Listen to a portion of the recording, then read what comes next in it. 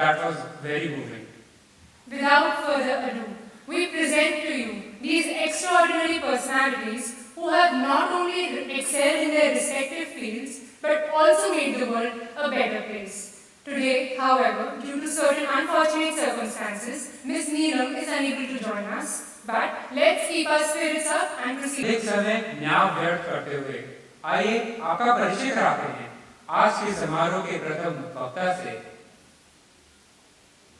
Ladies and gentlemen, it's my pleasure to introduce the first speaker of the day, our very own senior, a MAMC alumnus, Dr. Pragati Singh. Ma'am is a doctor, public health official, activist, TEDx speaker, and a thought leader to mention a few. She featured on BBC's 2019 list of 100 inspiring and influential women from around the world.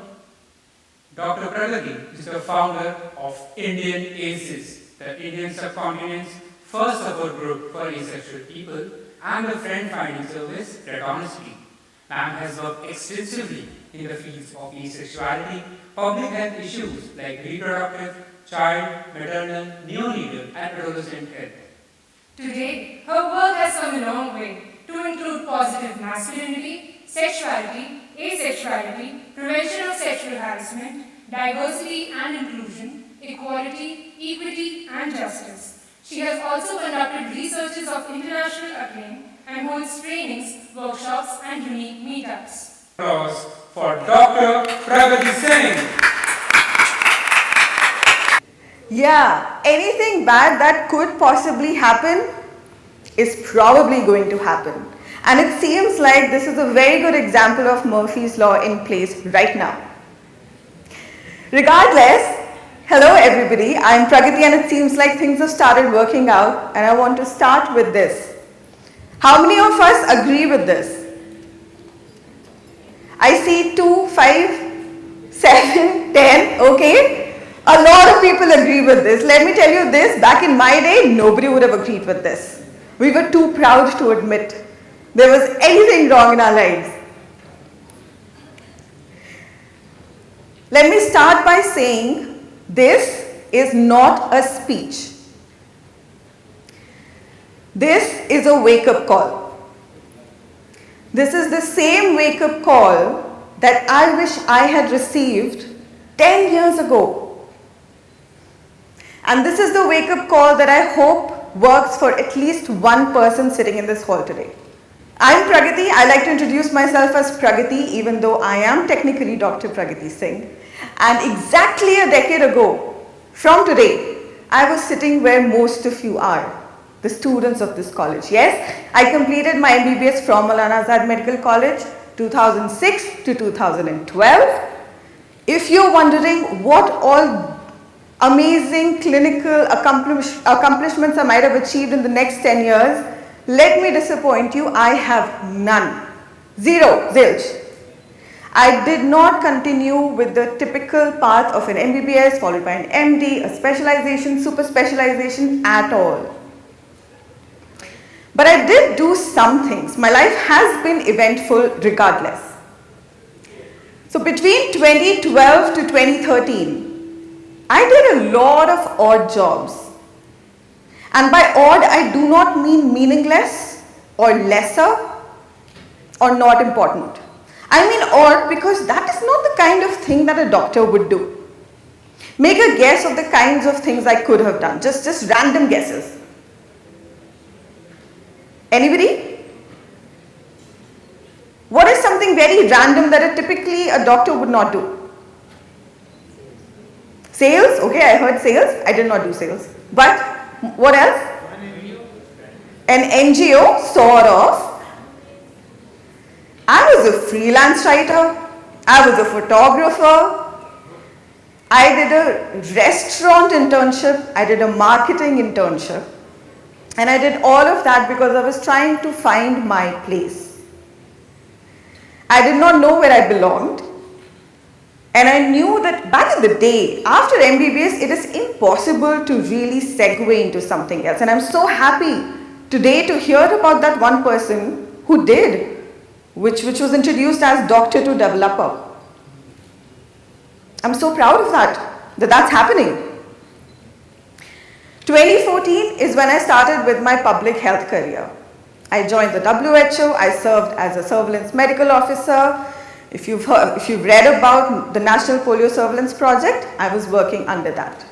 That's where my journey with public health began. But also in parallel, I started this small initiative, which initially I thought was only going to be a Facebook page. It was called Indian ACEs. It was meant for certain sexual minority groups.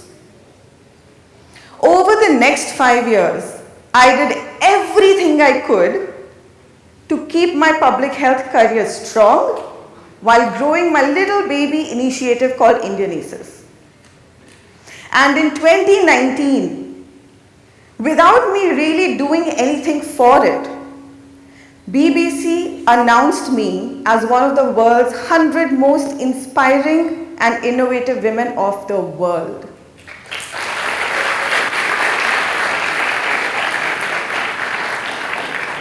Now you need to know who are the other people on this list to really understand how big this was for me. Ever since 2021, I now identify as a full-time social entrepreneur, and I'm also doing a fellowship at the United Nations Foundation. Apart from all of that, I also did some cool stuff. Remember that coolest is not necessarily the best stuff, but I did some. Let's take a look.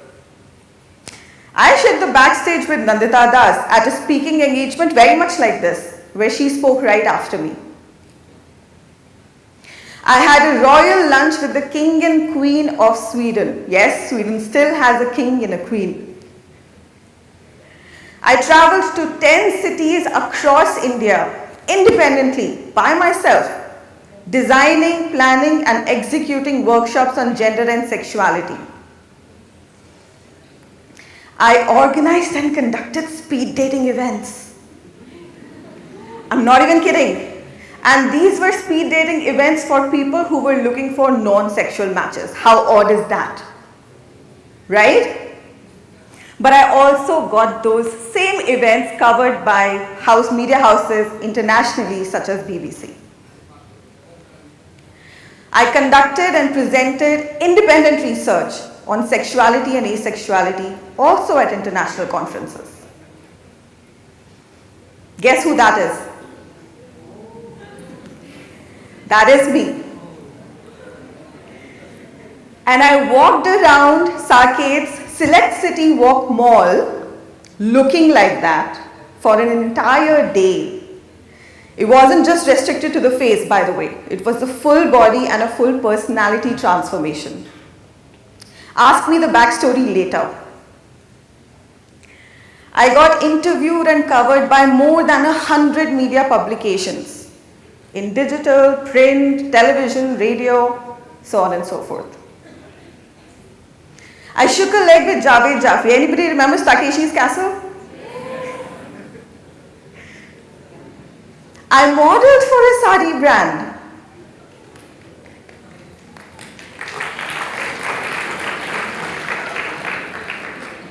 I gave talks and lectures to colleges ranging from AIMS Delhi to NLUs and IITs, among other things such as TEDx and international organizations. I lived in a Tibetan Buddhist nunnery for more than a month with the nuns, like the nuns. And I partied with New Zealand's ministers. Yes, these people are not just people, they're actual ministers.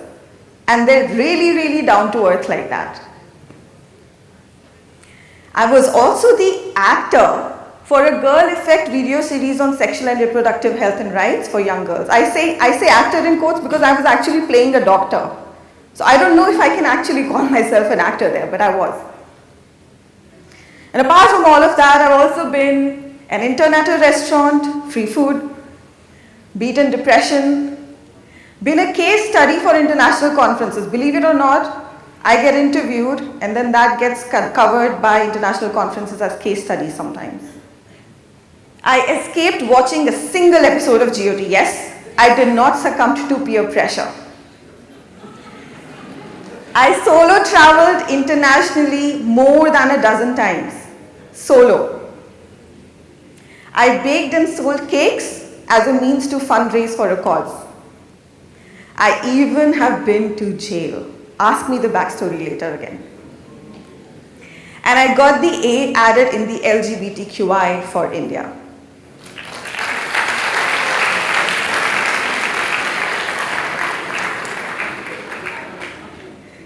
And now that you all agree that I'm cool, let's talk about things that really, really matter.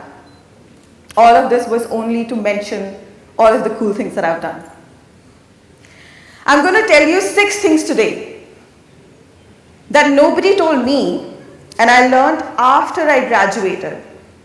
And I wish some of you will be able to see the value in them today.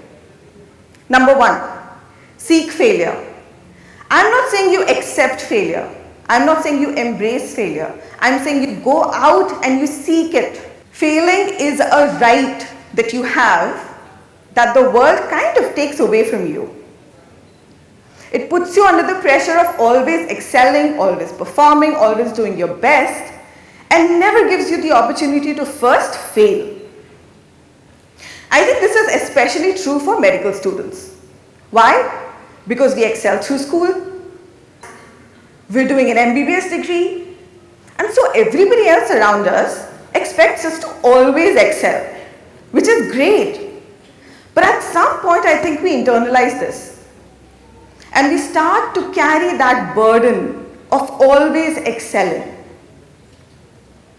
And Brené Brown, who's a person I have a lot of respect for, calls perfectionism this. It's a 20-ton shield that you lug around yourself, hoping that it will protect you from embarrassment, from shame, from judgment, from blame, when all it really does is keeps you from being seen. Honestly, I would say it also keeps you from actually doing a lot of things. When was the last time you did something when you weren't so sure you would actually be good at it, and you did it publicly? The truth is that you could be so much more if you just allowed yourself to be imperfect. Most perfectionists eventually also become procrastinators. Why? Because we're terrified of the thought that we won't do it perfectly, so we don't even want to start. And I want to tell you today to do that thing that you're not doing simply because you're afraid you won't be perfect at it. Take action. Do the thing. A lot of people think that courage looks like this, the top panel. That you're completely confident, you know what you're doing, and then you take the leap. And you fly across and you land perfectly. But if you ask anybody who's ever really done things, you'll know that they don't really know everything before they actually take that leap. They don't have it all figured out. They do it, they're confused, they're wondering why they did it, but they do it. And so I want to tell you this. The point is not to be not scared. The point is to be scared but do it anyway. The point is to be underqualified and get in the room anyway, be messy and start anyway. Another thing that comes with that same perfection badge that we carry is that we're really scared of people judging us. Do you think there's nobody in this room right now who's judging me? I'm 100% certain that there are some people in this room who are judging me. Correctly or incorrectly, it does not matter. But is there any way that I can speak to the rest of you unless I also accept that you all come as a bundle? There will be some who will take it, accept it, be open-minded and receptive, and some who will judge. There is no way to escape it. Second, build perspective. Again, something that I think is unique to most professional colleges, especially medicine. We are so tied down by the curriculum, the amount of work, the amount of service, the amount of rotations, the amount of assignments that we have to do, that we barely ever get to go out of our circles. We even marry within our circles. So when will you actually get to build perspective? I found this hilarious. Not see what your mind does not know. Guess where I heard this? Somebody has an answer, I can hear it. I heard it in the dissection hall right there. About 15 years ago. And it never left me. Of course, my tutor was telling me that if you don't come read and prepared, then you won't be able to see it in the cadaver. But this does not just apply to that. This applies to your entire life. Funny fact, if you try to Google for who actually said this, you won't find any results. Nobody knows who originally said this.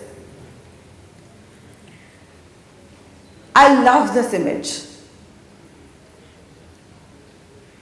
There's an object floating. One shadow is a circle, one shadow is a square. Both are true. The problem with not having a perspective is not that you won't know that there is a square shadow possible. It's the fact that you won't even accept it when somebody is trying to tell you that they're seeing something very different. Which one of this is a lie? Which one of this is the truth? The truth is the object for which both the truths are true. A tongue twister, but I hope you get what I'm trying to say. Number 3, stay humble. I don't know if anybody's ever said this to you before. So let me be the person to tell you this. You are not better than anyone else. None of you is better than anyone else. Sit with that for a while. But also hear me when I say that no one is better than you. And this is a realization that I think is very hard for most medical professionals to really digest, to really sit with. Forget about how medicos feel about non-medicos. Forget about it. Even within medical professionals, don't we have a hierarchy? Don't we have a structure in place where certain people can look down upon certain other people who look down upon certain other people? And it goes on. In your life, there's going to be some stuff that you will know. And then there will be some stuff that you will know you don't know. But do you know that there is stuff that you don't even know you don't know? Because that is where perspective and humility comes from. Most people think that their pie chart is made of just the blue and the green parts. Some stuff we know, some stuff we don't know. How often do you go out of your way to help yourself be humbled by the realization that there is stuff that you didn't even know you didn't know? And now you know that you don't know it, but you still don't know it. In our medical community, I think of the clinician as the SRK of Bollywood. By which I mean that the clinician is the person who's front facing, right? The clinician sees the patient sees the clinician. The patient does not know about all of the other work that comes before the clinician can write them that medicine. But we know, do we not? When there's a Bollywood movie, SRK gets all the bouquets, also the big bats. Let me just say this. It's not the anatomy professor who will get beaten up. You have to understand that. It's a balancing act. But also that there are policy people, there are public health professionals, there are researchers, there are academicians statisticians, pharmacy, anatomy, physiology, all of these contribute to that one paracetamol that you eventually prescribe as a clinician. And so while fine, SRK, clinician, the entire movie has a lot more parts. Number 4, redefine success. I feel like Mamsi has already done that somewhat based on the presentation that I saw right before me. But the most important thing I want to tell you today is that it's okay to pivot. Has anybody heard of this, the sunk cost fallacy? One person, amazing. It basically means that let's say you start watching a new series, yes, and it's meant to be a total of 12 episodes. And you've reached the 8th and you really don't like it. But you will still continue because अब तो मैंने start कर दिया है. Now I want to finish it before I move on. That is the sunk cost fallacy, by which it is meant that once you start something, you've invested something in it, you want to just complete it and pull it off instead of going back. But what you're not realizing is that by trying to not throw away that initial period of time, you might actually end up throwing away your entire life. And so I want to remind you that it's okay to pivot. Additionally, what do you think contributes most to success? Intelligence, IQ, hard work, talent? Of course they do. There is no way that I can say that none of those do matter. But what also matters are things beyond it. Like back in my day, I thought that the person who topped in class 12th will obviously be the most successful in life. And the person who ranked number 1 in the medical entrance is obviously going to be the topper for the next 5.5 years. And then the person who got the gold medal in MBBS is going to be the person who does the best in life. From my example, I can tell you that that's not true. Of course, the definition of success also changes. But even in terms of conventional success, if you really look into it, look into the research behind it, the statistics behind it, and even your own personal groups, you'll realize that personality is one of the most important factors. And personality is a very broad term. I'm using it very loosely here. I will encourage you to read about this research paper once you're going back. But if you don't believe me, and if you don't believe that research paper, can you at least believe Elon Musk? Because this is what Elon Musk says. The biggest mistake I made was to put too much of a weight on somebody's talent and not enough on their personality. I've made the mistake of thinking that sometimes it's just about the brain.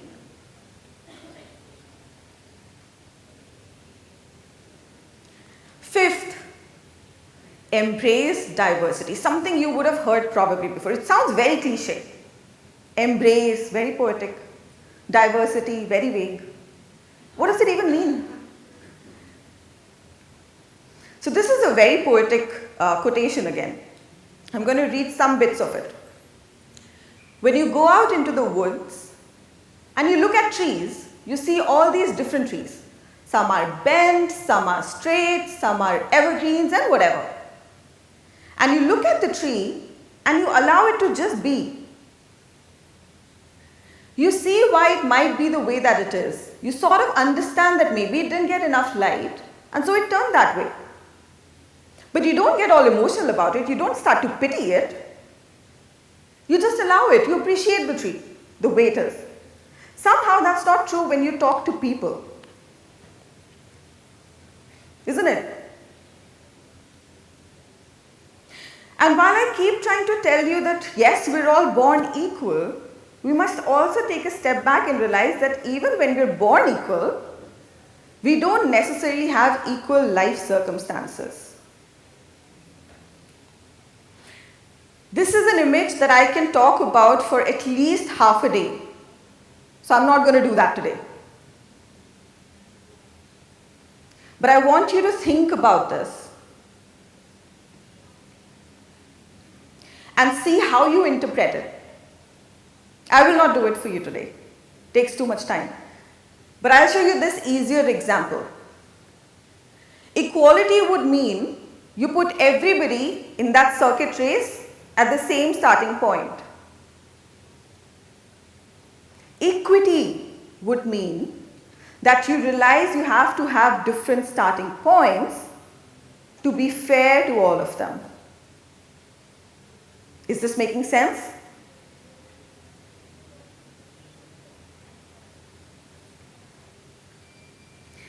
And the last point I want to talk to you about is to please take care of you. I find it very ironical, and I found it more ironical after I left the medical school, that the mental health of medical school students is so much poorer than even the general public. Even if it was at par, that would still be a shame. We should be doing much better. We're not even at par. We're way worse. Some studies will tell you we're at least 2.5 times worse. Isn't that ironic? The Great Depression, I call a part of my life my own personal Great Depression. And again, there was some irony there, because it also started and ended with my medical school somehow. Has anybody heard of this story? The boiling frog. For those who haven't, I'm going to quickly summarize it. Please know that this is not scientifically accurate. Don't actually try to put a frog in a pot of boiling water. The frog will jump out immediately. But this is how the story goes. You take a pot, you put a frog, room temperature water, put the heat on, and it slowly goes up and up and up. Now the frog starts feeling the heat, but the frog is quite comfortable. Why? Because it's raising quite gradually. So the frog is like, let me just adjust. What's the point of jumping out? I'll just adjust. And so the frog keeps adjusting, the heat keeps rising. At some point it gets too hot. And that's when the frog is thinking, I need to jump out. And it even tries. But it is unable to. Why? Because it spent all of its body's resources and energy in trying to maintain balance for all of those previous hours. And I want to remind you that this applies to your mental health in a lot of ways. And so when you first start feeling the heat, do something. We have a tendency to think in terms of doing and not in terms of being. We think that when we are not doing anything, we are wasting our time. I personally don't agree to this at all. I waste a lot of time, just FYI. Our time is first of all for us to be. To just be alive. To just be happy, to just be joyous, to just be breathing. I want you to remember this, because you will get dragged and pulled in 100 directions. Your work will demand that of you. Unless you are actively choosing to waste your time, you will not get to waste your time. So I don't want to talk about the very depressing statistics of medicos and their mental health. You can find it on Google. It's very easy to find. But I want to ask you, how are we solving this? What are you doing for your own mental health and the mental health of your classmates, your students, your colleagues? I'll make a confession here. I am very jealous of all of you. And especially after I saw the presentation right before me. I wish I had something like Gurukul. We did not. Nothing of that sort at all. And I'm so happy to see that so many things are changing and things are so much better for you. I want to once again congratulate Sir and everybody else who's involved in this endeavor. And when you really think about it, Gurukul and Gurukul's story actually relates back to all the 6 points that we have shared.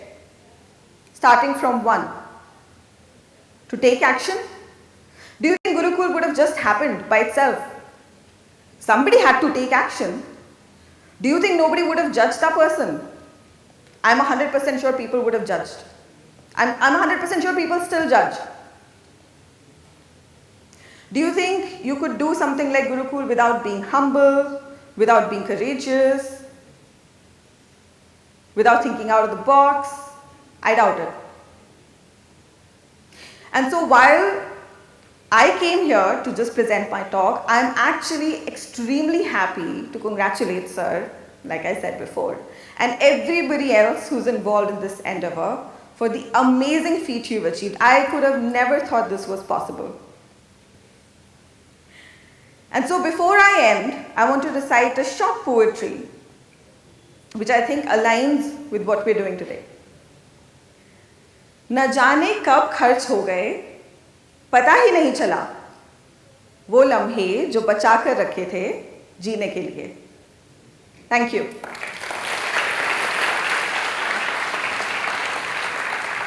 will be felicitated.